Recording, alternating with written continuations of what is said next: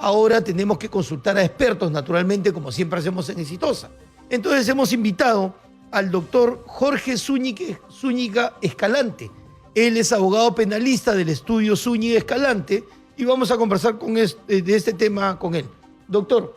Muchas gracias, Jorge. Buenas noches. Agradecido por la invitación. Y bueno, es particular que siempre que estamos en medio de una coyuntura política se lanzan estas ideas de poder retomar la pena de muerte.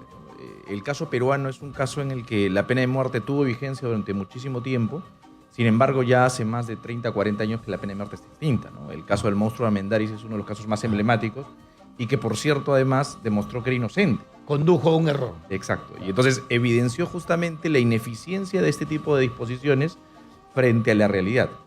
Lo que ocurre regularmente con la pena de muerte, más allá del marco legislativo, es que existe la imposibilidad de poder verificar que se generó una conducta o en todo caso una condena errónea. O sea, no hay forma de retrotraerse. Claro, porque ya está muerto. Exactamente. O sea, el proceso se funda en que existe la falibilidad de las personas que están a cargo de esto. Es por eso que existe la pluralidad de instancia. Porque el primer juez se puede equivocar, tú apelas y en teoría el segundo juez podría corregirlo. Correcto. Sin embargo, es posible incluso que exista un tercer error y exista la figura de la revisión judicial. El ordenamiento procesal habilita que incluso en aquellos supuestos donde tú eres condenado injustamente y aparece una prueba nueva que evidencia que tú no eres, planteas una revisión judicial. Pero ¿qué pasa cuando aplicas la pena de muerte? Esa revisión judicial la anulas por completo. Entonces, desde una perspectiva procesal ya tienes un inconveniente. Como tú bien lo indicabas al inicio del programa, en el caso peruano nosotros estamos suscritos a una serie de tratados de derechos humanos que impiden finalmente la aplicación de la pena de muerte y en cuyo caso solo tenemos habilitada, porque así lo recogió la Constitución en su momento, la aplicación de la pena de muerte solo frente a traición a la patria, pero ojo, solo en casos de guerra. Entonces, en los demás supuestos no ocurre. Entonces, la viabilidad de plantear la pena de muerte en este momento, primero, que no resultaría aplicable para el caso tan lamentable de la menor que mencionabas al inicio. Así es. No podría ser retroactiva, ¿correcto? En efecto. Ahora, este proceso de implementar la pena de muerte tendría que pasar por un periodo, digamos, en el que tiene que iniciarse este trámite y gestarse la renuncia al Pacto de San José, y esto tarda más o menos 2 años. Entonces estamos hablando de un debate larguísimo que no necesariamente resuelve el problema que tenemos en este momento. Claro, correcto. Usted y yo seguramente tenemos una opinión personal respecto de la pena de muerte, ¿correcto? No la vamos a exponer en este momento, durante la discusión lo vamos a hacer, pero ¿cuáles serían los pasos que tendría que dar el Perú para poder retirarnos, no solamente del Pacto de San José, sino de todos los acuerdos internacionales que tenemos para poder instalarla nuevamente en el Código Penal, que obviamente tendría que pasar por Congreso de la República, ratificación, promulgación y todo? ¿Cuál sería ese trámite y aproximadamente cuánto duraría? Claro. Para que sepa la ciudadanía. Claro que sí. En principio tendríamos que renunciar al tratado. Este proceso va a tardar más o menos 2 años. ¿Quién renuncia al tratado? Va a tener que renunciar el presidente, Estado pero peruano, exactamente, el Estado peruano a través del presidente, pero con aprobación del Congreso. El Congreso de la República. Primer punto. Punto. Segundo, una vez que esto se produce después de 2 años, porque eso demora ese trámite a nivel internacional, la segunda parte es hacer una modificación en la Constitución Política del Estado e incorporar la habilitación de la pena de muerte, porque como hemos indicado hoy por hoy, la Constitución del 93 recoge la pena de muerte única y exclusivamente para los supuestos mencionados. Una vez incorporado ello, hay que también modificar el Código Penal y en el Código Penal incorporar ya esto como una pena de muerte. Claro. Hoy por hoy, que se habla mucho de los derechos convencionales, eso resulta muy complejo. ¿Por qué? Porque en la lógica de lo que se conoce en la coyuntura política, los jueces podrían, como viene ocurriendo en este momento, decir, bajo una práctica convencional, yo entiendo por inaplicable incluso esa renuncia. Hoy por hoy estamos en una situación donde a nivel de la doctrina se produce lo que se conoce como choque de trenes. El legislativo de una serie de leyes y en este caso el judicial se niega a acatar estas leyes porque estima que son ilegales, que estima que son inconstitucionales, claro. Y finalmente nos lleva más bien a poner en evidencia la fragilidad de nuestro sistema de justicia en general. Entonces, en tiempos estamos hablando de que esta modificación nos llevaría por lo menos entre 2 y 4 años para poder implementar esto y ver si es que esto funciona. Con el riesgo, además, que renunciar a todos los tratados internacionales no solamente nos habilita la posibilidad de incorporar una pena de muerte, sino que restringiría la posibilidad de que cualquier ciudadano de a pie pueda recurrir a la Corte Interamericana por casos de abusos, violaciones de derechos fundamentales, etc. O sea, no solamente es habilito la puerta a la pena de muerte, es que yo, ciudadano, si es que entiendo que hay una afectación a alguno de mis derechos fundamentales, como ha ocurrido, caso Baruch Sipcher, caso Azul, entre otros casos, donde se ha visto que el Estado peruano ha generado afectación a derechos fundamentales de ciudadanos peruanos, han tenido que encontrar tutela o justicia en foros internacionales, esto no podría ocurrir. Y quedaríamos en manos de básicamente la jurisdicción interna para resolver estos inconvenientes. ¿Hay alguna experiencia de algún país, para no irnos a otras latitudes, algún país latinoamericano que haya seguido este derrotero? En realidad no existe un país que haya podido, por lo menos en Latinoamérica, claro, no tenemos esa habilidad, esa habilitación para poder hablar de la pena de muerte con ese espacio, ¿no? O sea, la pena de muerte de hace muchísimos años se dejó de lado, entendiendo y teniendo en claro de que no resulta efectiva, no resuelve el problema. El problema de la comisión de cualquier evento delictivo, incluida la violación sexual, obedece a problemas estructurales: educación, temas sociales, laborales, ausencia de empleo, pobreza, etcétera. O sea, hay una serie de problemas estructurales que llevan a que las personas terminen cometiendo delitos. Entonces, la pena de muerte no resuelve los problemas estructurales, ¿no? En general, ni la pena de muerte, ni elevar excesivamente la cantidad de años a determinados delitos ahuyentan a los delincuentes de cometerlos. Correcto. Lo que asegura en el derecho la posibilidad de que no se cometan los delitos es la seguridad de que sería castigable el que los cometa, ¿no?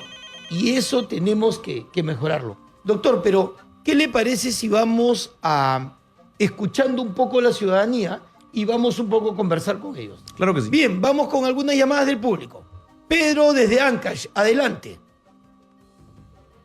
Dígame, señor periodista, muy amable, muy buenas noches. Y el señor abogado que está opinando. El doctor Zúñiga. Con una caballerosidad, verdaderamente nos lamentamos con estas tremendas que hay sicarios, matanzas, violaciones a nivel nacional.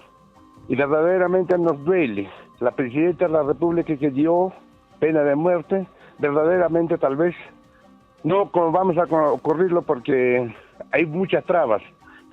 Si uno sería a esos vagos delincuentes, en vez de mantenerlo, deberían mandar a jurisdicción trabajar bajo el mando del ejército a provincias, a trabajar, que cumplan la necesidad, y por lo menos es vagos delincuentes van a la cárcel a tragar y están tirados ahí.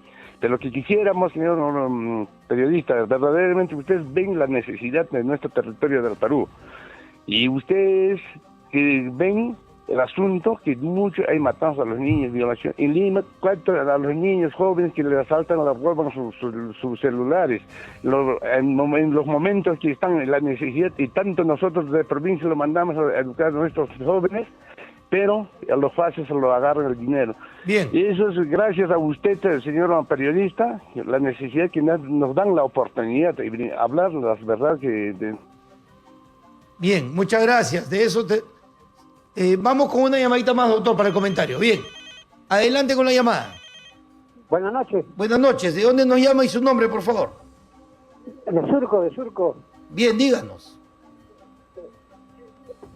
Bueno, en cuanto a lo que se está tratando ya hace algunos días, yo pienso que no es una cortina de humo, sino que es una realidad.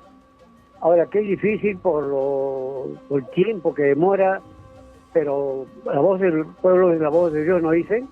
En consecuencia, hay que hacer el trámite correspondiente para retirarnos de la convención de Costa Rica, que radica allá, y aplicar la pena de muerte, porque no hay otra forma de combatir este problema que nos está acarreando en los últimos meses a todo el país. Y si el pueblo dice que sí, simplemente porque yo me he dado cuenta que algunas empresas televisivas y de radio están en contra de la pena de muerte simplemente por defender a este tribunal de los derechos humanos, a este tribunal que ha defendido a los terroristas, a este tribunal que ha indemnizado a los terroristas. En consecuencia, yo no sé por qué tanto temor. Bien, muchas gracias, querido amigo desde Surco. Doctor, su Sí, opinión, por favor. Claro que sí. Lo que pasa es que en el camino del tiempo, la pena, entendida como esta sanción que se impone a una persona que comete delitos, ha tenido un proceso evolutivo. En su momento inicial se entendía la pena como castigo. Entonces, claro, tanto daño me has hecho, tanto daño tengo que infligirte. Y La entonces, proporcionalidad. Exactamente. Entonces yo te voy a asignar tantos años de tu privación de libertad para que tú te internes. Sin embargo, se advirtió de que vamos a encontrar dos categorías de delitos, ¿no? Aquellas personas que tienen la propensión o la posibilidad de readaptarse y aquellas que son peligrosas para la sociedad. Entonces, aquellas personas que son homicidas, feminicidas, violadores, que son peligrosas para la sociedad, entonces tú tienes una línea en la que vas a imponer una pena muy alta porque tienes que inocuizar a la sociedad de estas personas que son peligrosas. Y es lo que ocurre en Estados Hay que Unidos. retirarlo de circulación. Exactamente. Y en Estados Unidos por eso te ponen 2 cadenas perpetuas, Claro. 50, 70 Para que años. nunca más vuelvan Para a que salir. nunca vuelvan a salir, ¿no? Así es. Pero claro, si tú vas a generalizar y vas a poner que la pena aplicas igual para todos, no resuelves el problema. Entonces, ¿cuál es el problema con la pena de muerte? Primero que el renunciar a este tipo de sistemas no solamente abre la puerta a la pena de muerte, sino que nos cierra la puerta a que nosotros, como cualquier ciudadano de a pie, pueda recurrir en algún momento a la Corte Interamericana de Derechos Humanos para Ante un tutelar derecho nuestros vulnerado. derechos. Así es. Correcto. Ante un derecho vulnerado. Entonces, no solamente es abrir la puerta, sino que es yo renuncio a la posibilidad de regular esto. Entonces, el sistema propiamente que tenemos en este momento es tan frágil que pensar en renunciar a un sistema supranacional que pueda garantizar derechos fundamentales es peligroso. Entonces, la lógica tampoco pasa, como tú bien lo dices, por incrementar penas, sino más bien en fortalecer el sistema de justicia. En la medida que tú tengas un sistema de justicia más o menos ágil, vas a poder resolver el problema. Y un dato que por ahí suele confundir la población. El derecho penal aparece ex post, o sea, aparece después de cometido el hecho. Y lo que tú necesitas no es qué haces con lo que comete el hecho, tú necesitas evitar ese hecho. Claro, el derecho penal es sancionador. Exacto. El Una vez que derecho ya se penal produjo, no evita previene. la comisión del delito, no es preventivo. Exactamente. Entonces, muchas personas creen que, claro, yo coloco más penas y entonces la gente cuando va a delinquir viene con el código penal en la mano y dice, no, acá hay una Si- pena de si 20 ma- años. Si mato, entonces no me van mejor. a meter 20 años Exacto, preso. entonces yo mejor no cometo ese delito, pero eso no ocurre en la práctica. No, en la práctica la gente delinque por otros factores estructurales y luego se tiene que asumir la responsabilidad de ello. Entonces, lo que yo necesito mejorar como Estado es mi sistema de prevención de delito. Hoy por hoy que se cuestiona mucho la labor de la policía es justamente eso, porque ellos son los responsables de la prevención del delito. Entonces, eso es un poco lo que es importante que lo puedan comprender. Ahora, independientemente de que algunos sí quisiéramos algún tipo de pena mayor, incluso capital, para algunos delitos, ya el derecho ha evolucionado. Usted bien mencionó el caso del monstruo Almendaris, pero en su momento el derecho forense y el derecho en general podía tener ciertos rasgos de error, ciertos errores que se cometieron. Pero hoy, ante un delito como este, que es demostrado que además el derecho, la investigación y todos los exámenes que se pudieran practicar dan como culpable a una persona, indubitable, ¿no le parece que sí deberíamos como sociedad liberarnos de ese elemento? Lo que pasa es que yo creo que más bien la situación no ha cambiado mucho. Y te explico el por qué. Estos delitos graves, lamentablemente, son así de graves porque son delitos clandestinos. Esto es, se producen donde absolutamente nadie los puede ver, porque obviamente si alguien lo viera, hay testigos, tiene referencia. Y podrían ser evitados. Exactamente, podría ser evitados. Como son delitos clandestinos y no hay evidencia, tú comienzas a construir esto a partir de indicios, no por prueba directa.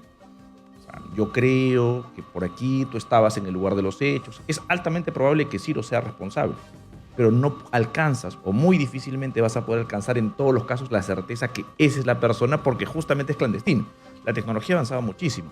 Sin embargo, en el caso peruano esa tecnología no es que vaya muy de la No mano. la tenemos a la mano. Como para poder tener la certeza de que esa tecnología te va a llevar a una conclusión categórica que esa persona es totalmente responsable. Bien. Vamos con, ¿tenemos alguna llamada del público? Si la tenemos, a ver, ahí tenemos los números para que usted nos llame. Tenemos al doctor Zúñiga, abogado penalista en la línea, con nosotros, perdón, en el estudio. Bien, vamos con la llamada. Adelante, buenas noches. Buenas noches. ¿De dónde nos llama? Doctor, muy buenas noches, desde el Cusco. Díganos, por favor. Doctor, muy buenas noches al respetable público. La verdad, nos conmociona las apreciaciones del abogado. realmente decepciona esa apreciación que tiene el abogado. Estamos viendo nosotros a diario, por favor, están asesinando por un celular. Pucha, parece que el abogado no se da cuenta de eso. Están asesinando, señor. Esos asesinos llevan en la sangre, esa sangre asesina, esa sangre salvaje, esa sangre genocida. ¿Cómo yo puedo defender? Nosotros tenemos que exterminar para salir de esa crisis. Debe haber pena de muerte en casos comprobados realmente. Por ejemplo, hay gente que se ha salido de Chalapalca. Aquí ha salido de nuevo a asesinar. Entonces, ¿vamos a aplaudir a esas personas? Estaban en una cárcel de máxima seguridad. Ni siquiera realmente han reflexionado para nada esa gente. Ha salido a las calles de nuevo a asesinar. A esas personas les vamos a aplaudir, vamos a defender, como lo está haciendo el abogado. Por eso el Perú está como está, señor. Bien, muchas gracias, un gran saludo para la región y por supuesto para la ciudad imperial de Cusco. Doctor. Sí, claro que sí. Los abogados no somos, pues, no somos, digamos, el amigo elegido, el amigo simpatía, ¿no? O sea, sí, claro, no, y en especial en temas tan complejos. Tan escabrosos, exacto, ¿no? como Claro. este, ¿no? O sea, definitivamente hay decisiones que pasan por un análisis de costo-beneficio. Entonces, como mencionaba al inicio, ¿no? ¿En qué medida me conviene a mí habilitar la pena de muerte donde además yo renuncio a mis propios derechos? Voy a habilitar la pena de muerte respecto a supuestos en los que no necesariamente debe haber certeza que me resuelve el problema. O sea, porque está claro, y todos estamos claros de que tenemos un problema álgido de delincuencia, de criminalidad, de violencia. Pero la pregunta es, ¿el derecho penal, el incremento de penas, la pena de muerte, resuelve eso? Porque si es que eso fuera así, en aquel momento que se condenó al monstruo de Hernandariz, hoy por hoy no debería haber un solo violador, porque al monstruo de Hernandariz se le mató. Entonces, si el razonamiento es, oye, matando a los violadores, elimino a los violadores, entonces cuando se mató al monstruo de Hernandariz, debimos haber acabado con los violadores. Pero vemos más bien que eso no ha ocurrido. Entonces yo creo que esa es una de las evidencias más palpables de que la pena de muerte no tiene evidencia ni empírica ni científica que pueda resolver problemas tan álgidos como los que hoy tenemos. Claro, es una discusión, se va a hacer o se está proponiendo hacer una consulta popular sobre el tema, pero finalmente, si se hace esa consulta popular y el Congreso la toma, tendremos que seguir pues algún derrotero que nos lleve a algún lugar. No, Siempre, finalmente, lo que diga el pueblo va a ser lo que tengan que hacer sus autoridades. Definitivamente, ¿no? O sea, el mecanismo democrático en el que vivimos justamente habilita ello, ¿no? Una reforma constitucional, como en este caso, justifica más bien que tenga dos caminos, ¿no? O la incorpora el Congreso a través de dos legislaturas, o más bien se habilita un referéndum y vía referéndum se aprueba para que se incorpore una modificación constitucional y se pretende hacer esta incorporación. Ahora, claro, también depende algo de voluntad política. Entonces, definitivamente, como tú bien indicas, depende también mucho de lo que la ciudadanía pueda aportar respecto a ella, pero de la predisposición política para que se genere ese espacio de debate, ¿no? El debate está planteado y creo que es importante tenerlo, Sí, ¿no? por Como supuesto. sociedad, ¿no? Bien, doctor Zúñiga, le agradezco mucho su presencia en el programa y naturalmente lo invitamos por una nueva oportunidad. Queridos amigos, nos acompañó el doctor Jorge Zúñiga Escalante, abogado penalista del estudio Zúñiga Escalante. Bien, nos vamos a la pausa del programa y volvemos.